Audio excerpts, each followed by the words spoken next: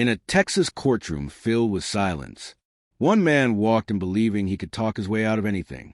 A husband, a father, a man with a past darker than he wanted anyone to remember. But when the judge began reading through his history, and when the truth came out about what he did to the mother of his children, the entire courtroom could feel the tension rising. This is the shocking sentencing of Joseph Chason, a case that quickly turned from excuses to a moment the judge would never forget. Scene fades, and with defendant standing beside his attorney. Narrator: before the sentencing even began, Joseph had already pleaded guilty to a violent charge, aggravated assault involving glass shards used as a weapon. His attorney tried to frame it as a toxic relationship. Two people who fought. Two people who always got back together. But the judge wasn't buying it. Judge firm, unimpressed. You mean to tell me you treat everyone else in this world kindly, but the one person you vow to love, she is the one you terrorize?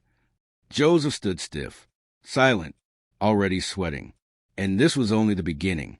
Narrator: then the judge flipped through Joseph's criminal record, page after page, year after year, a timeline of violence, intoxication, and arrests, underage drinking, aggravated flight from an officer, multiple domestic violence cases, including one where a child was present.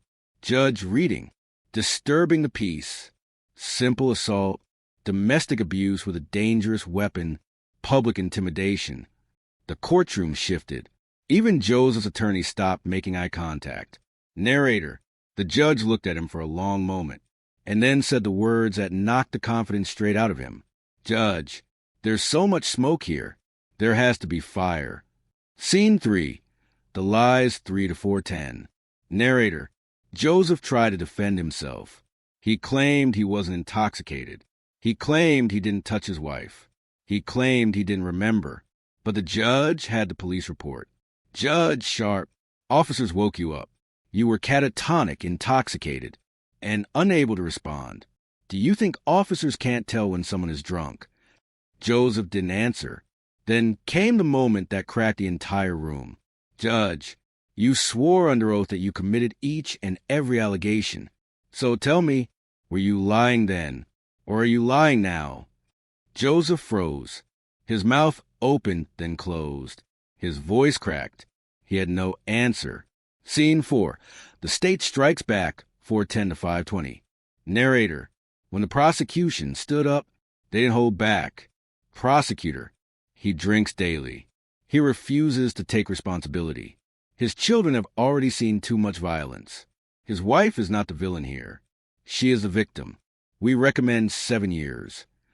The courtroom felt heavy. Even Joseph's attorney struggled to push back. He pleaded for probation. He begged for a chance. But the judge had already made up his mind.